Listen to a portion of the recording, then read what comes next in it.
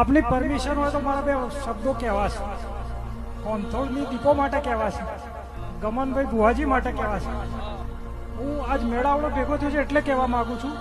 કોઈ મોઢો વાત કરી શકું એમ નહીં, એટલે આજ મેળો છે એટલે હું કહેવા માંગુ છું કે આજથી 10 વર્ષ પહેલા ભુવાજી મારા ઘેર ધૂણવા આવ્યા ને ત્યારે મેં બહુ કડક શબ્દોમાં ભુવાજીને કીધું. તો જાહેરમાં કહું છું, ભુવાજીની હાજરીમાં કહું છું કે ભુવાજી હું છે તો જ કહેજો ને કે મને વાર્તા ના કરશો. આવું બહુ કડક શબ્દોમાં કીધું હતું.